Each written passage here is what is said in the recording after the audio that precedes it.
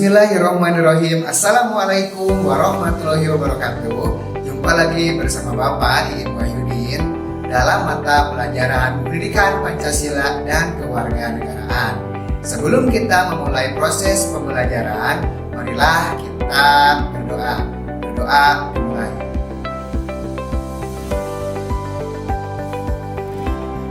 Selesai? Sekarang kalian siapkan alat tulisnya ya.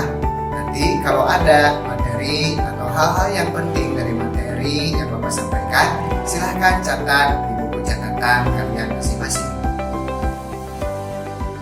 Materi bab 6 ini atau bab 3 di semester 2 merupakan materi yang terakhir di kelas 8 dalam mata pelajaran PPKN tentunya.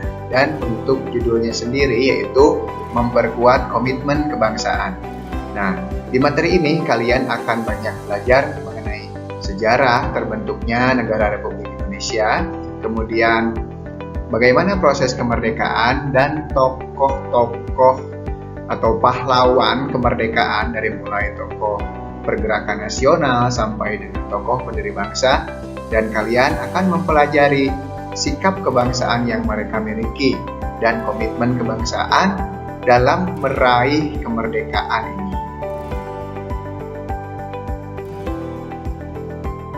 Untuk tujuan pembelajarannya, jadi di sini ada 3. Yang pertama, memiliki sikap jujur, beriman, bertakwa, dan bertanggung jawab. Yang kedua, mendeskripsikan semangat dan komitmen kebangsaan yang dimiliki oleh pendiri bangsa. Dan yang ketiga, mendeskripsikan bentuk-bentuk semangat dan komitmen yang ditunjukkan pendiri negara.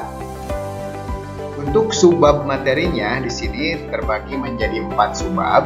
Yang pertama, semangat dan komitmen kebangsaan pendiri bangsa. Yang kedua, bentuk-bentuk semangat dan komitmen kebangsaan yang ditunjukkan pendiri negara. Yang ketiga, NKRI sebagai satu kesatuan. Yang keempat, mewujudkan perilaku semangat dan komitmen kebangsaan dalam kehidupan. Untuk di video pertama kali ini, kita akan berfokus pada semangat dan komitmen kebangsaan pendiri bangsa dan bentuk-bentuk semangat dan komitmen kebangsaan yang ditunjukkan pendiri negara. Namun, kita akan melihat dulu sekilas sejarah terbentuknya negara Indonesia dari mulai prasejarah sampai dengan kemerdekaan. Berikut Bapak akan paparkan terhadap kalian mengenai sejarah Indonesia dan bagaimana proses meraih kemerdekaan.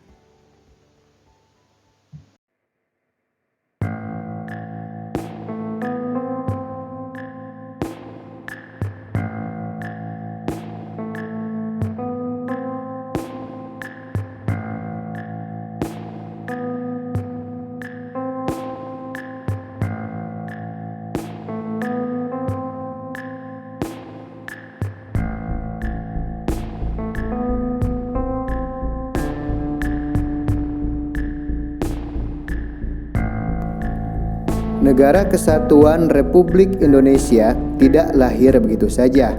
Indonesia terbentuk melalui rentang waktu yang sangat panjang, dimulai sejak zaman prasejarah berdasarkan penemuan fosil manusia Jawa.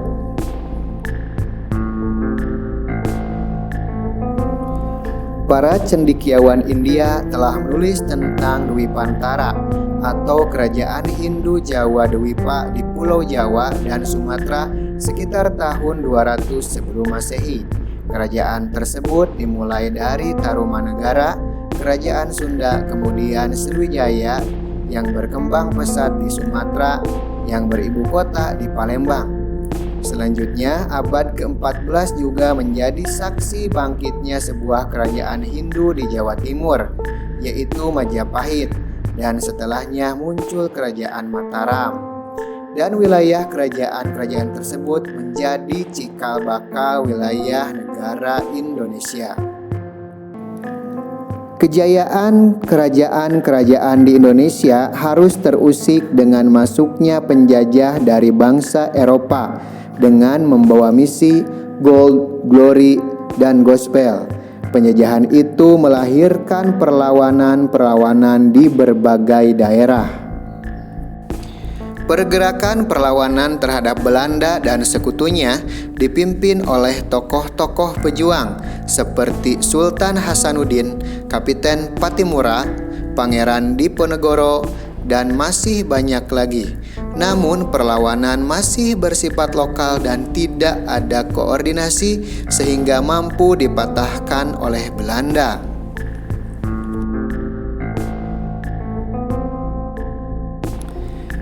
Perjuangan bangsa Indonesia pun masih berlanjut. Perjuangan nasional ditandai dengan lahirnya Budi Utomo, Serikat Dagang Islam atau Serikat Islam, dan pada tahun 1928 terjadilah Sumpah Pemuda yang merupakan manifestasi tekad dan keinginan bangsa Indonesia dalam menemukan dan menentukan identitas, rasa harga diri sebagai bangsa, rasa solidaritas menuju persatuan dan kesatuan bangsa, lalu menjurus pada kemerdekaan dan kedaulatan negara. Masa penjajahan Belanda pun berakhir dan digantikan oleh masa penjajahan Jepang, tapi tidak berlangsung lama.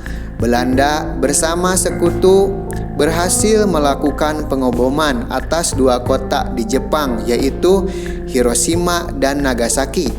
Jepang pun harus menyerah kepada sekutu. Proklamasi. Kami, bangsa Indonesia, dengan ini menyatakan kemerdekaan Indonesia. Hal-hal yang mengenai pemindahan kekuasaan dan lain-lain diselenggarakan dengan cara saksama dan dalam tempo yang sesingkat-singkatnya. Jakarta, 17 Agustus 1945, atas nama bangsa Indonesia, Soekarno, Hatta.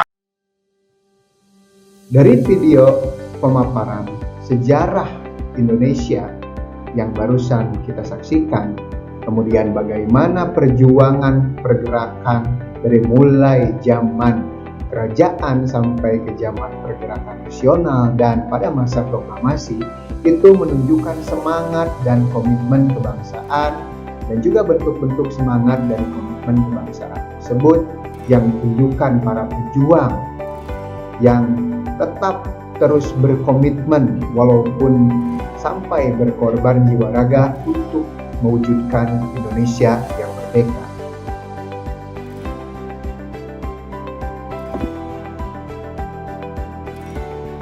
Berikut ini kalian dapat mengkaji bagaimana keras dan sulitnya perjuangan pendiri negara yaitu Insinyur Soekarno dan Muhammad Hatta dalam memperjuangkan kemerdekaan bangsa Indonesia.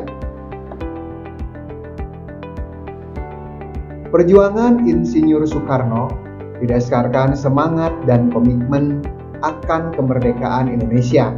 Untuk meraih kemerdekaan, pergerakan perjuangan harus terorganisasi, maka bersama teman-temannya mendirikan Partai Nasional Indonesia atau yang disingkat dengan PNI.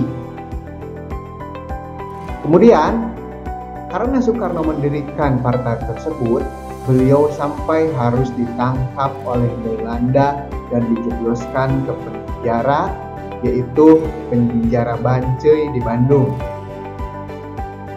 Di penjara, dibuang, dan hidup dalam penderitaan tidak membuat semangat dan tekad Soekarno untuk kemerdekaan dan kejayaan bangsa Indonesia surut. Komitmen untuk hidup, berjuang, menciptakan perubahan yang lebih baik sudah seharusnya ada dalam diri seluruh bangsa Indonesia. Penderitaan anggaplah sebagai sebuah tantangan untuk menjadi lebih baik. Yang berikutnya adalah Muhammad Hatta. Beliau lahir di Bukit Tinggi 12 Agustus 1902. Pada saat Insinyur Soekarno diasingkan ke Ende Flores, membuat beliau bereaksi keras dengan mulai menulis mengenai pengasingan Soekarno pada berbagai media. Akibat aksi Hatta inilah, pemerintah kolonial Belanda mulai memusatkan perhatian pada Partai Pendidikan Nasional Indonesia dan menangkap dirinya dan para pemimpin partai yang selanjutnya diasingkan ke Digul, Papua. Namun, hal itu tidak menjadikan Muhammad Hatta menyerah. Dia terus berjuang dan berkomitmen untuk mewujudkan kemerdekaan Indonesia dan sampai menjadi Wakil Presiden Republik Indonesia yang pertama. Demikian untuk pembelajaran minggu kali ini. Jangan lupa kalian kerjakan tugasnya dengan penuh semangat dan tanggung jawab, dan kalian di rumah tetap jaga kesehatan dengan menerapkan protokol kesehatan. Terima kasih, kita lanjutkan minggu depan. Assalamualaikum warahmatullahi wabarakatuh.